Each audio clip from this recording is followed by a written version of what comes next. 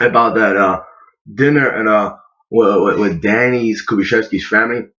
I thought it was someplace. I know where it was, not saying for sure the address. I think it was New Rochelle because he always talked about that. And when we got out of the house, which appear, there's that perception thing. I talk about how people manipulate people's perception with some. I really don't understand what it is.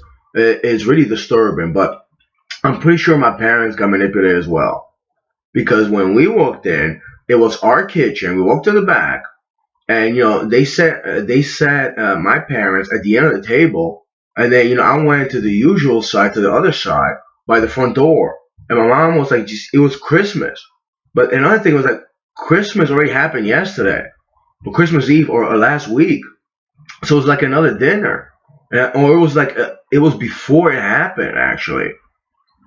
I'm not saying they manipulated the time as well, the time code, like people call it. They manipulated time like reverse time or something like that. It was very weird. It was also like I didn't want to. It was like we should go to Flemington. That's where my uncles are for Christmas Eve. Actually, no, for Christmas Eve dinner we eat here. But it was just so odd because like we drove somewhere and we got there, everybody was there, and fucking dinner was made. We didn't see the dinner. I mean, I don't know. Maybe they have a different structure in their kitchen. Danny was later. He's trying to show me pictures of how they have Christmas. Then he was trying to let me know. That's another thing. He was trying to let me know how it really happened. He was trying to let me figure it out so it could fucking haunt me and bother me. So something I'll say, but no one will believe me and this and the other thing. And eventually get me fucking angry and shit. Or maybe he thought I was gonna die and shit. He just fucking wanted to let me know for his own purpose and fucking benefit of fucking LOLs and shit. And it'll fucking jive his fucking community and shit. You know? Fucking little prick over there. Last time I talked to fucking Danny on fucking phone and video, he got quiet. He just fucking now, I call him his daddy, answers his cell phone. He moved out. But he left his cell phone over there, right? A little back, a little back pocket, little jeans and shit. But anyway, when we walked in, it's like my mother just wasn't out to cook. It's her kitchen, it's our house. That's how I saw it. I'm pretty sure that's how they saw it. So my mother started getting aggravated and told her, just sit down, just sit down. It was a sister, looked like a sister told her to sit down, which is very odd. And the person that came next to me was like, my cousin's a daughter, which, and it's not my niece. She's like, not that, I mean, it's family, it's a relative. It's not family, it's a relative. But it's like, she's underage, and she's like touch my hand. She put her hand on my foot, on my leg, and I was just like, I was creeped out, and it was like people said, oh, they're gonna get together. I was like, what the fuck? Why is Ola touching me? It's like she was like 16, 17. That's fucking weird. So I started getting creeped out and stuff like that. But no one around the table seemed to get creeped out. So I knew something was off. I just didn't know what. Later years, actually, there was an argument. I think my parents, just they felt uncomfortable. And there was an argument. They were just, his relative, just fucking, they got angry, aggravated. I think, it's like I didn't know who it was. I felt uncomfortable, but my parents could, got the brash of the argument, and they were just, they were leaving, and I left. I was like, it's my fucking home. I didn't understand. I was like, why the fuck am I gonna leave? So started thinking maybe our parents knew because they got in the car. Before that, I walked outside and I was talking with my cousin, but it must have been what Danny called this douchebag guy that sells insurance. But if you see him, you want to see he works in the office. You would think just, I don't know, he does construction or something. Which appeared like Adam. It was somebody else. And he told me, well, if you want to stay, you can stay, Lucas. Something like that. I was like, well, that's not even fucking Adam. I mean, guy's creepy. He's a prick a lot of times. He's a douchebag, and not that fucking douchey. But eventually I exited the drive. I almost say yard for some reason. Ooh, there he goes. I went to the car and I started explaining to my parents that's a form of Satanism or something like that. I said I got this kid. My mother was actually very, she was very frantic. She was upset. I got this kid's phone number. His name is Danny. I don't think I ever put it in my contacts. I had it in my notepad and I just fucking deleted it. She said, delete it. And it took us like an hour and a half to get back home to our actual home, which was very odd and suspicious. Then I started putting it together when Danny started telling me, bro, you know how long it takes you to get to use child, this and that? He was trying to let me fucking know and shit so I could edit up.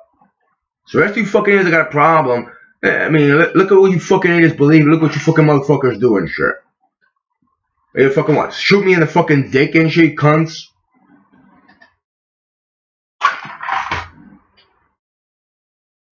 The rest of you fools that, you know, like, well, we're not gonna believe you because you're mad. Like, well, I should be clapping and tap dancing like you fucking idiots over there.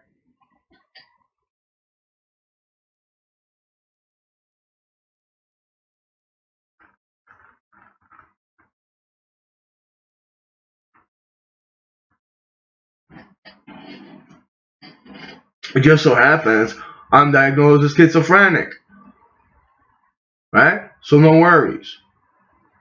There's no fucking worries. Why are you fucking so scared then? All of you there at 720 Down Avenue, Amtech. Rest of you and shit. Circumstantial, but it's fucking true, isn't it? And the rest of you people got fucked with like that, and keep your mouth shut. Well, just fucking keep going then, right? See, I talked about this shit from like even 2011, 2012 when I was on Block TV. I talked about that. This is not the first time I talked about that shit. But they just, you know, they went over the fucking board. Not just Danny, not just Janusz, a lot of fucking people and shit. Especially with that snow flood and you fucking demented fucking hellbound theories and shit. Including Joe Rogan's ass. Yeah, that fucking creep too.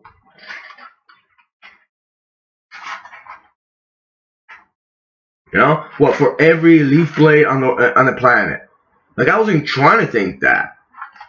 It's mental contact. I was in my bed. It was like weeks after that. Snow was gone. And it was just like, I was relieving. I was just laying down on my bed. I was trying not to think. I put on my smart TV on YouTube. It was a Joe Rogan experience. I didn't want to see that. And I felt like, you know, he was like, you know, communicating with me. And I just like, oh, don't think about that. Don't think about that. And I was afraid. I just looked outside and shit. Yeah, it just let me know I'm the biggest idiot in the world.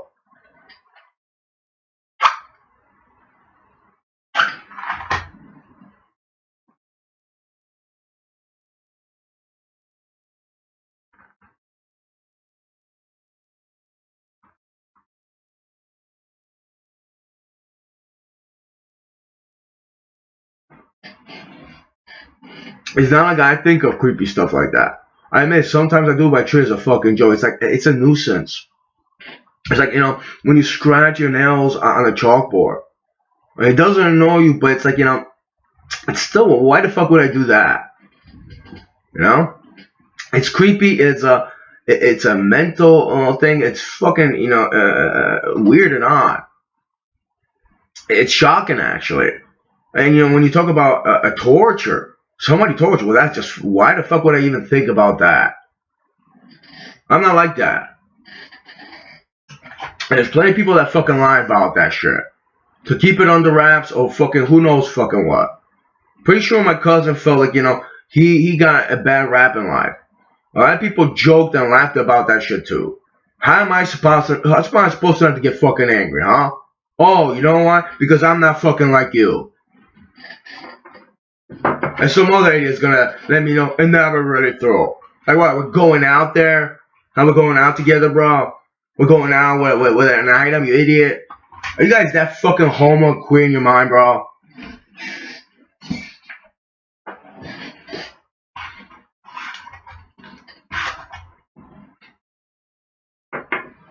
I mean, you know, you're gonna make threats, you're gonna pull a gun and shoot me fucking groin, bro?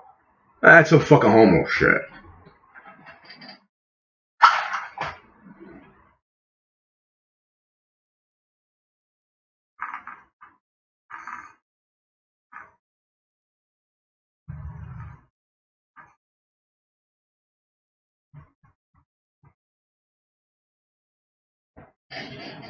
But, you know, all the time went by, it's like, they got calm, and it's like, after I recovered from all that, must have been like, you know, September, October, maybe August actually. I actually went down, you know, I wanted to talk to people, but it's like they wouldn't let me in their yard. And I knew they would do something. And then, you know, they called the police on me for like fucking what? Simple assault, right? Right.